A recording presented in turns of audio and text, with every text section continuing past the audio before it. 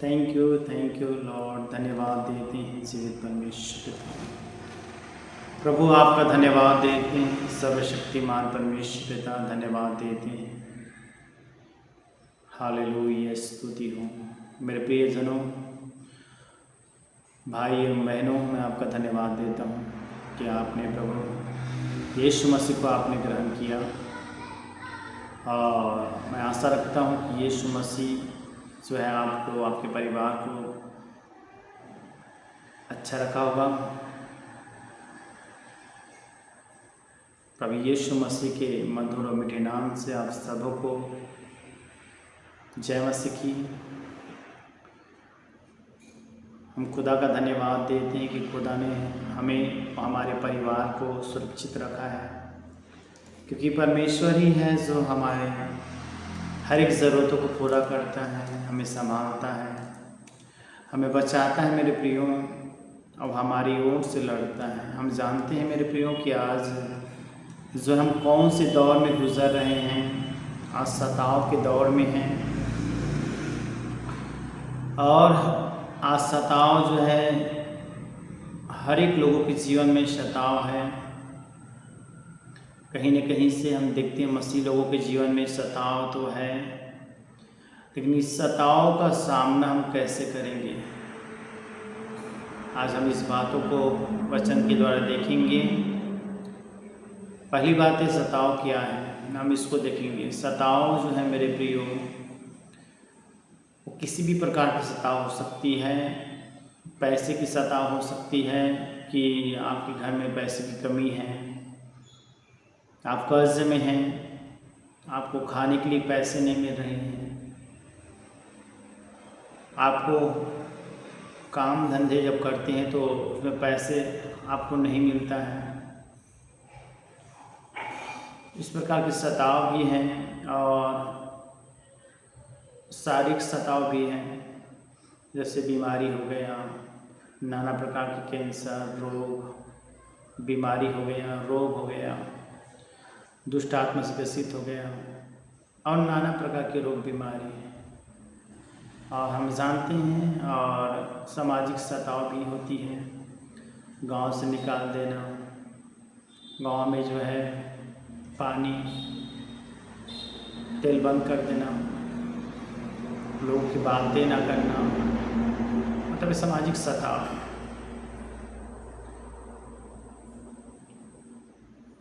और हम जानते हैं कि आज जो है, जो हमारे मित्रगण हैं, जो हमारे विरोध में बातें करते हैं, प्रभु यीशु मसीह के विरोध में बातें करते हैं, आज चर्च जा जाके जो है विरोध कर रहे हैं कि प्रभु की स्तुति मत करो, प्रभु की महिमा मत करो, प्रभु से प्रार्थना मत करो, किसी घर में प्रार्थना सभा नहीं होनी चाहिए।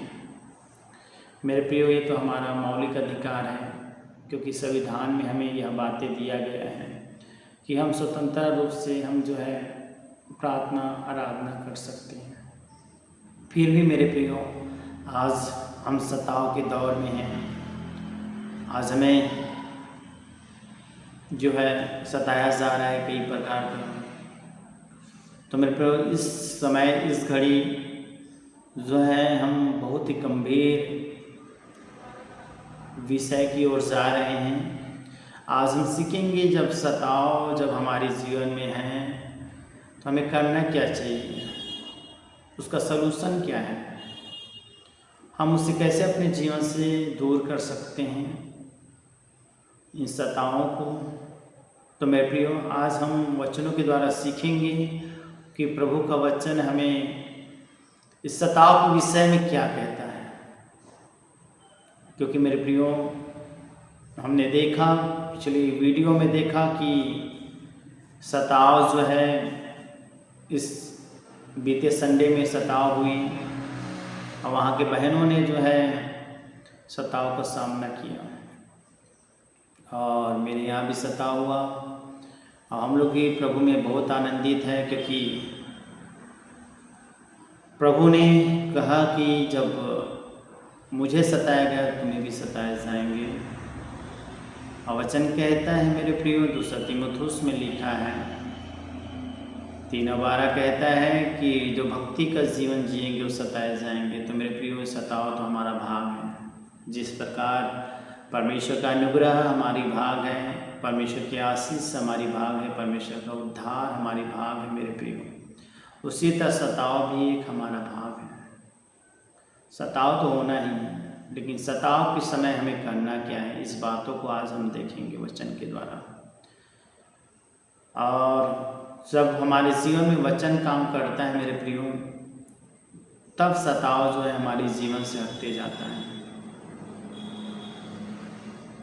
तो मेरे प्रियो, आज हम वचन के द्वारा सीखेंगे कि सताव का सलूशन क्या है, सताव के दौरान हमें करना क्या है, और सताव के समय हमें क्या करना चाहिए।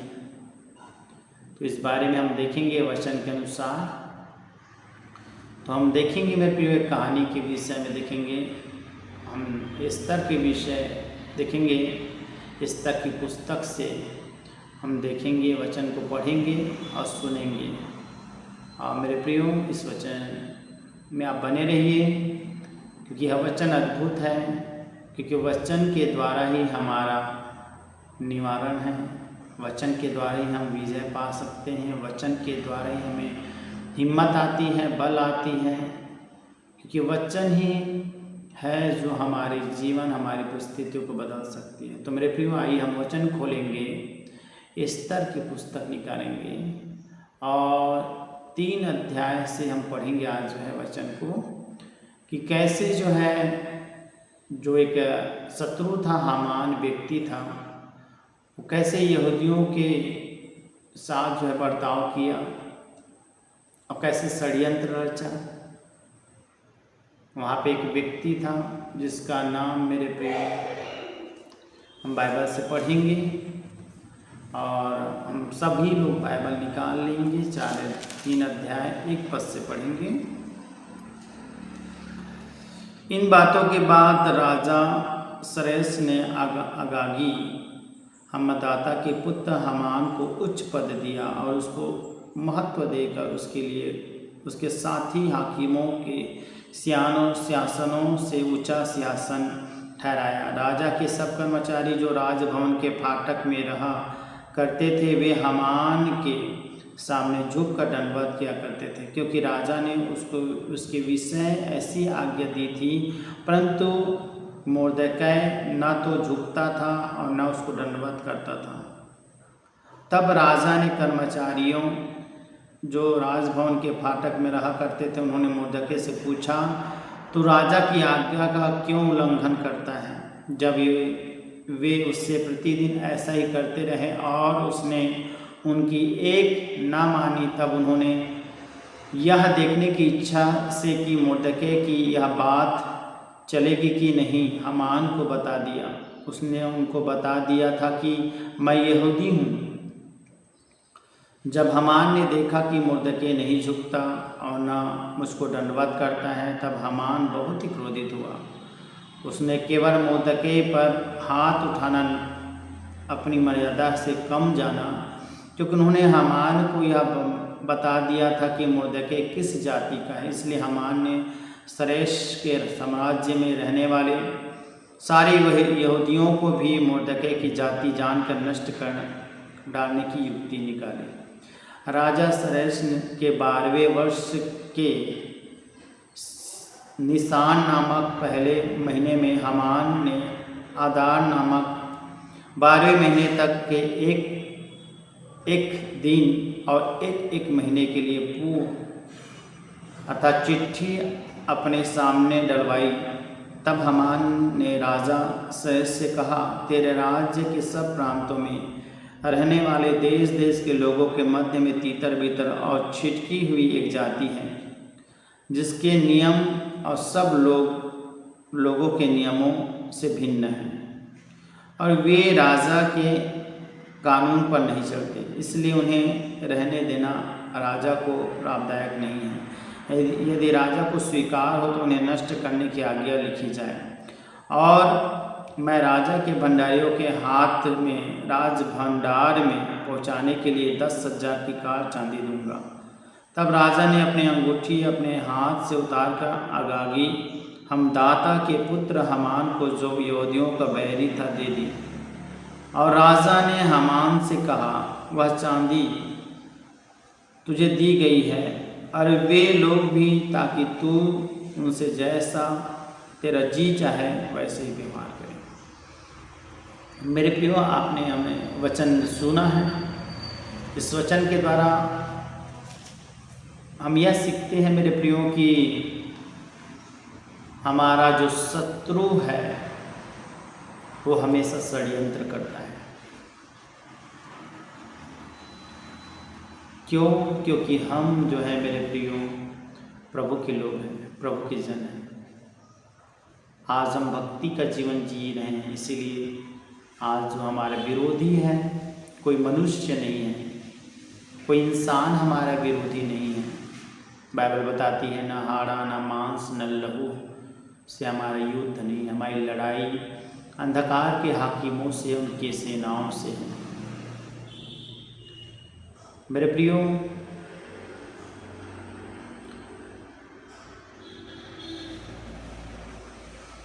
इसीलिए मेरे प्रियो यहाँ पे हम इस वचन को जब पढ़ते हैं तो पता चलता है कि हमान एक शत्रु था, और हमान को राजा ने एक अधिकार दिया था कि वहाँ के सब लोग तेरे सम्मुख आके दंडवत करेंगे। लेकिन एक यहूदी था जो प्रभु परमेश्वर को जानता था, यहोवा को जानता था, और उसने यह आज्ञा जानता था मेरे प्रियो कि वचन कहता है कि मुझे छोड़कर दूसरों को दंडवत ना करना।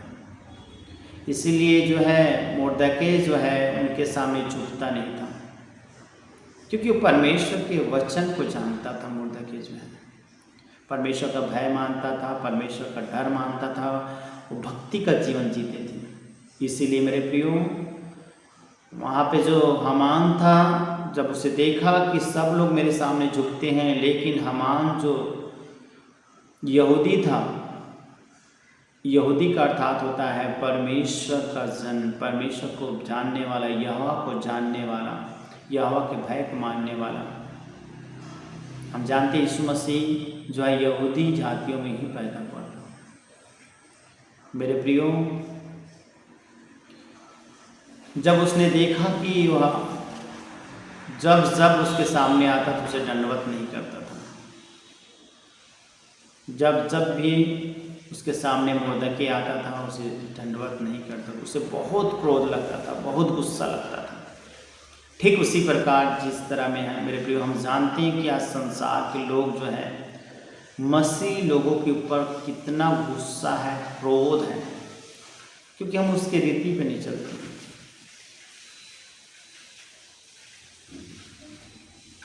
उसके नियम पे नहीं चलते। इसलिए वो लोग क्रोध करते हैं, गुस्सा करते हैं।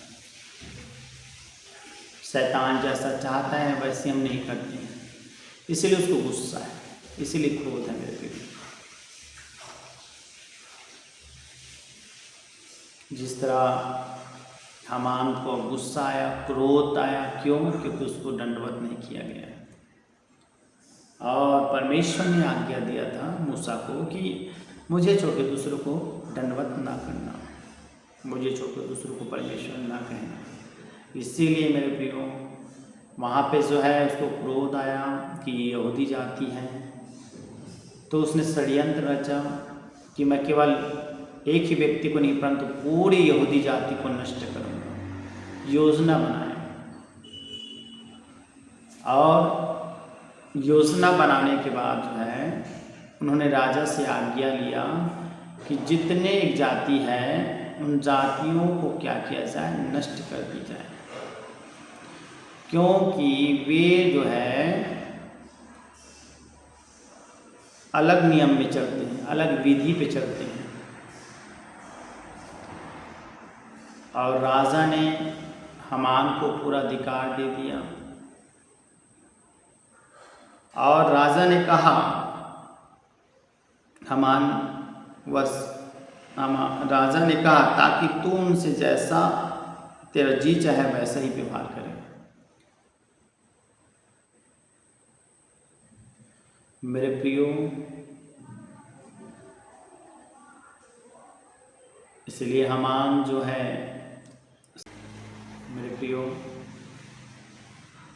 हम जानते हैं कि आज जो है हमारे विरोधी भी हामान की तरह जो है षड्यंत्र रचते हैं कि पूरे यीशु मसीह के जितने अनुयायी हैं, विश्वासी हैं, हम उसको नष्ट कर दें और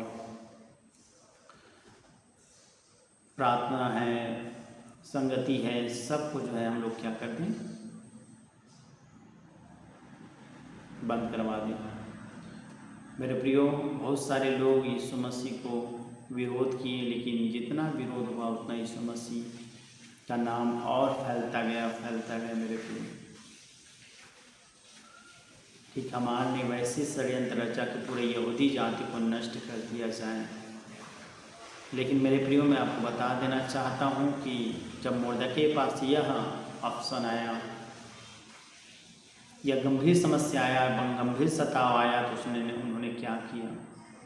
मेरे प्रियो, जब यह समय आया उनके पास, तो हम देखते हैं वचन के द्वारा कि उन्होंने क्या किया। जिस तरह हम जानते हैं आपके जीवन में भी सताव होगी, है ना।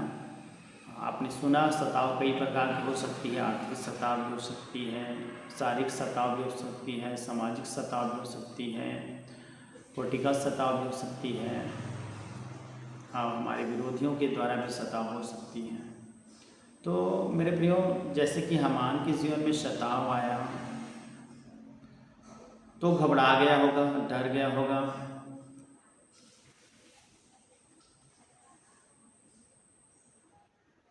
उसकी एक भतीजी थी जिसका नाम एस्तर थी, वो सैस राजा की पत्नी थी। उन्होंने उससे सलाह मांगने के लिए गया, क्योंकि एस्तर जो है प्रभु के वचन पर चलने वाली स्त्री थी, प्रभु से की आत्मा से भरा हुआ स्त्री थी। जब उसने मुर्दकै ने अपने भतीजी एस्तर के पास गई तो उन्होंने एक बात कही। आइए हम वचन के द्वारा पढ़ेंगे कि मुर्दकै से जो है एस्तर क्या कहती है, निकालेंगे। एस्तर 4 अध्याय हम पढ़ेंगे।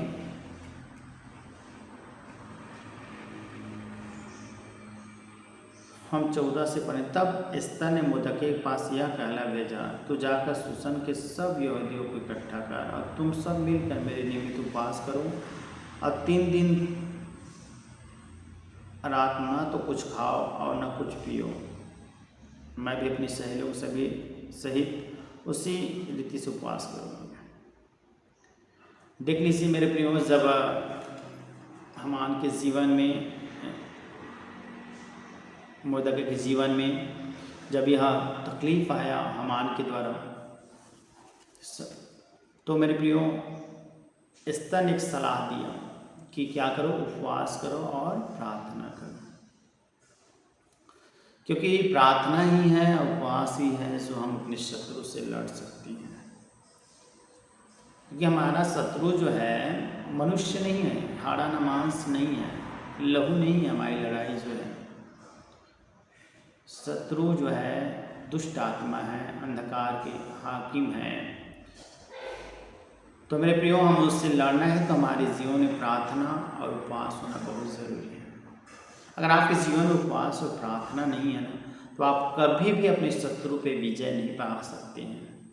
इस सताव से आप जो है विजय नहीं पा सकते हैं, चाहे आपके जीवन में कैसी भी सताव के ना हो, बीमारी का, गरीबी का सताव हो, मानव मनुष्य का सताव हो, कैसी भी सताव हो मेरे प्रियो, हर सताव में अगर आपको विजय पाना है तो उपवास और प्रार्थना में बढ़ जाइए। जिस तरह हम देखते हैं मेरे प्रियो कि जब मुर्दकै के जीवन में यह सताव आया तो एस्तर ने यह सलाह दिया कि तुम जाओ, यहूदी जाति को कह दो कि प्रार्थना उपवास में बैठ जाए, न 3 दिन खाए न 3 दिन पिए। उसी तरह एस्तर भी कहती है कि मैं भी कहता है मैं भी उपवास में बैठूंगी और मेरे सहेली भी उपवास में बैठेंगे, कहता है। और वो लोग जो है 3 दिन ना खाए ना पिए और उपवास में बैठ गए, क्योंकि उपवास और प्रार्थना जो है मेरे प्रियो हर एक बंधन को तोड़ देती है, हर एक रुकावट को आपके जीवन से दूर कर देती है। क्योंकि उपवास और प्रार्थना ही है जो हम शत्रु से जीत सकते हैं, विजय पा सकते हैं। क्योंकि बाइबल बताती है कि जब जब भी उनके लोगों पर, उनके जनों पर जब भी विपत्ति आई, जब भी संकट आया, जब भी सताव आया, तो हर एक नबी ने, हर एक दास ने घुटनों पे आकर प्रार्थना करने लगा। हिजकिय्याह राजा आप सभी लोग जानते हैं कि उनके जीवन में जब सताव आई तो परमेश्वर के सम्मुख बैठ गया और बैठकर उनसे प्रार्थना करने लगा।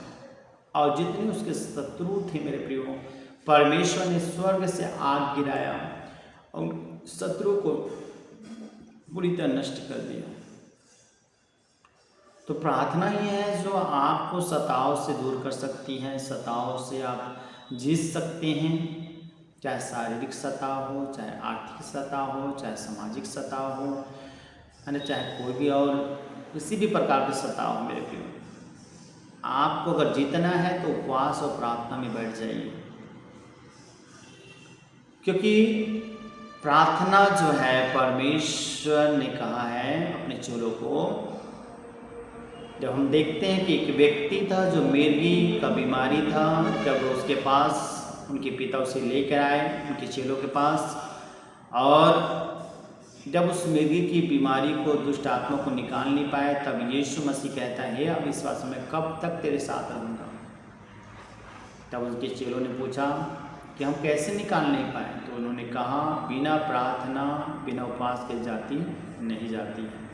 तो मेरे प्रियो, अगर आप उस शत्रु पर विजय पाना चाहते हैं, उस दुष्ट पर विजय पाना चाहते हैं, तो आपका जीवन उपवास और प्रार्थना करना चाहिए।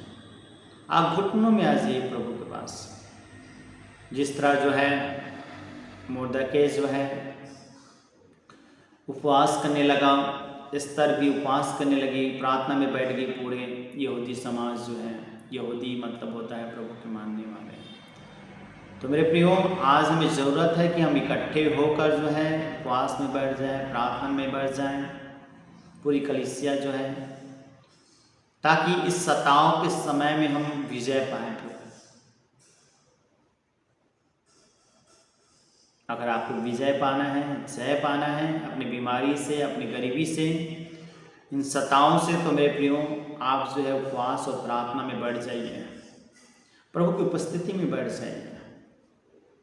क्योंकि प्रभु ही है जो इस सताओं से लड़कर हमें जय दिला सकता है।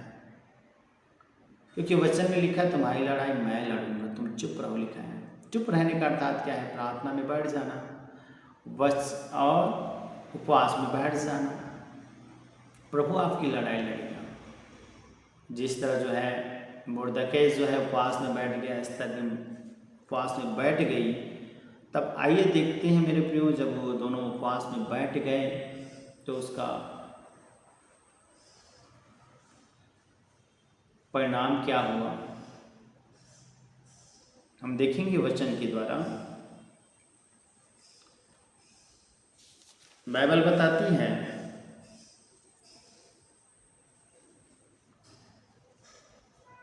जब वे लोग जो है उपवास में बैठ गए तो हम देखते हैं कि एस्तर 8 अध्याय में 17 पद पढ़ते हैं, और जिस प्रांत और जिस नगर में जहाँ कहीं राजा की आज्ञा और नियम पहुँचे, वहाँ यहूदी को आनंद और हर्ष हुआ। उन्होंने भोज करके उस दिन को खुशी का दिन माना, और उस देश के लोगों में बहुत लोग यहूदी बन गए, क्योंकि उनके मन में यहूदियों का डर समा गया।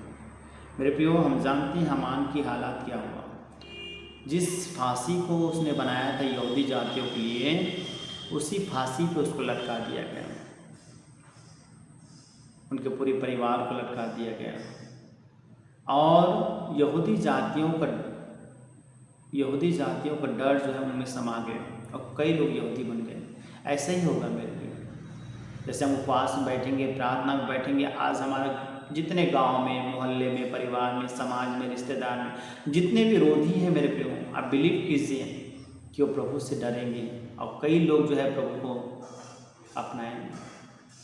क्योंकि उपवास और प्रार्थना जो है लोगों को बदल देती है, लोगों की सोच को बदल देती है। जिस तरह उस राजा को बदल दिया मेरे प्रियो, जिस राजा ने यह आज्ञा दिया था हामान को, उस राजा का मन को परमेश्वर ने बदल दिया। और कई वहाँ पे जितने लोग थे, बहुत सारे लोग थे, कई लोग यहूदी बन गए वहाँ पे। उसी तरह मेरे पे जब हम प्रार्थना करते हैं, वचन पढ़ते हैं, हम उपवास में बैठ जाते हैं, प्रभु की उपस्थिति में बैठ जाते हैं, तो हमारा शत्रु जो है वो हार जाता है। परमेश्वर जो है आपको विजय दिलाता है मेरे प्रियो। प्रार्थना उपवास ही है जो आपको विजय दे सकता है। यहोशापात में आपने सुना होगा, दूसरा इतिहास 20 अध्याय में इन बातों को दिया गया। जब यहोशापात डर गया, यहोशापात के अंदर में डर आ गया, यहोशापात के अंदर में पूरी तरह डर समा गया कि मैं कैसे लड़ूंगा अपने शत्रु से। तो बाइबल क्या बताती है मेरे प्रियो? आइए हम पढ़ेंगे बाइबल क्या कहती है। निकालेंगे दूसरा इतिहास 20 अध्याय निकालेंगे। और इसके बाद मोआबियों और अम्मोनियों ने और इसके साथ कई मुनियों ने युद्ध करने के लिए यहोशापात पर चढ़ाई की। तब लोगों ने आकर यहोशापात को बता दिया, तार के पार सदोम देश की ओर से एक बड़ी भीड़ तुझ पर चढ़ाई कर रही है, और देख वह हससोनतामार तक, जो इन गदी भी कहलाता है, पहुँच गई है। तब यहोशापात डर गया और यहोवा की खोज में लग गया और पूरे यहूदा में उपवास का प्रचार करवाया। अर्थात यहूदी यहोवा से सहायता मांगने के लिए इकट्ठा हुए, वरना वे यहूदा के सब नगरों से यहोवा से भेंट करने को आए। हालेलुया। तो मेरे प्रियो, यहोशापात जब डर गया तो अपने पूरे यहूदी जातियों को यह कहा कि उपवास करो, प्रार्थना करो, प्रभु उपाय करेगा। क्योंकि प्रभु जो है उपाय करने वाला परमेश्वर है, हमारी ओर से लड़ने वाला है। जब हम देखते हैं फिर इसी वचन में, जब वचन हम देखते हैं 22, 23, 24, 25 तक, तो वहाँ पे लिखा गया है कि जितने उनके शत्रु थे वो सब जो है जंगल में क्या पड़े, भूमि पर पड़े हुए थे, उसकी सौर में। क्यों? ये पावर क्या है? प्रार्थना और उपवास का पावर है मेरे प्रियो। जब उपवास करते हैं, प्रार्थना करते हैं, तो हमारी जितनी शत्रु सब नष्ट हो जाते हैं। कोई टिक नहीं सकता परमेश्वर के सामने। बाइबल कहती है जब परमेश्वर हमारी ओर है तो विरोधी कौन हो सकता है। तो मेरे प्रियो, आप भी प्रार्थना में, उपवास में बैठ जाइए, क्योंकि खुदा आपसे जो है बहुत प्रेम करता है। वो कभी नहीं चाहता है कि मेरे प्रियो कि आप लोग हारे हुए जीवन जिए। क्योंकि पहला कुरिन्ती 15 अध्याय 58 में लिखा है, मसीह में तुम जयवंत हो और तुम जय होने के लिए ही बुलाए गए हो मेरे प्रियो। तुम दूसरा कुरिन्ती 2:14 में लिखा है मैं तुम्हें जय के उत्सव में लिए फिरता हूँ। परमेश्वर आपको जय के उत्सव में लिए फिरता है। आप जयवंत इंसान, बस आपके जीवन प्रार्थना का होना चाहिए, वचन का, उपवास का जीवन होना चाहिए मेरे प्रियो। क्योंकि वचन ही है, प्रार्थना है जो आपको उन्नति दे सकता है, आपको विजय दिला सकता है, चाहे कोई भी क्षेत्र में हो मेरे प्रियो। आपका जीवन अगर प्रार्थना उपवास का जीवन है तो निश्चित है मेरे प्रियो कि परमेश्वर आपको हमेशा हमेशा जय की उत्सव में ले फिरेगा। हम जानते हैं निनवे शहर जो है, जब उसको आज्ञा मिला योना नबी को कि जाकर पूरे निनवे शहर को बता दे कि मैं 40 दिन के बाद यह निनवे शहर नष्ट करने वाला हूँ। लेकिन मेरे प्रियो, जब ऐसा उन्होंने सुना, वहाँ के राजा, वहाँ के सब लोग उपवास और प्रार्थना में बैठ गए, अपने कुकर्म से फिरने लगे। और दूसरी बात है कि हम अपने कुकर्म से, अधर्म से, पाप से फिरें, क्योंकि वहाँ के लोगों ने उपवास भी किया, प्रार्थना भी किया, साथ साथ ही मेरे प्रियो अपने कुकर्म से, गलत कामों से फिरे। तब परमेश्वर ने अपना फैसला बदल दिया मेरे प्रियो। अगर आप चाहते हो, अगर परमेश्वर की ओर से विरोध है तो परमेश्वर भी अपना फैसला बदल देगा। कब? जब आप उपवास में, प्रार्थना में अपने कुकर्म से वापस फिरेंगे तो। योना की पुस्तक में 3 अध्याय 10 पद में लिखा गया है मेरे प्रियो कि परमेश्वर ने अपनी इच्छा को बदल दिया। परमेश्वर ने अपनी इच्छा को बदल दिया। तो मेरे प्रियो, आप अगर आपके जीवन में अभी सताव है, अगर आपके जीवन में है ना सताव के समय में आप दौर में जूझ रहे हैं, तो आज आप अपने आप को तैयार कीजिए कि आप उपवास में बैठ जाइए, प्रार्थना में बच जाइए, कि खुदा जो है प्रार्थना से ही आपको विजय दिलाएगा, उपवास से ही आपको विजय दिलाएगा। क्योंकि बाइबल कहती है कर्म के बिना विश्वास मरा हुआ है। हम विश्वास तो करते हैं, तो कर्म भी हमें करना है, प्रार्थना भी करना है, उपवास भी रखना है, हमें प्रभु की उपस्थिति में बैठना है। तब परमेश्वर आपको विजयवान करेगा, तब परमेश्वर आपको विजय दिलाएगा। जितने मसीह भाई बहन हैं, इस वचन को गहराई से सुने समझें और इस वचनों को पढ़ें। इज़रा के विषय में आप पढ़ सकते हैं। 8 अध्याय इज़रा में दिया गया है कि इज़रा जो है 21 पद में दिया गया है कि इज़रा जो है कैसे जो है उपवास और प्रार्थना की और अपने मार्ग के लिए, सफल मार्ग के लिए उपवास किया।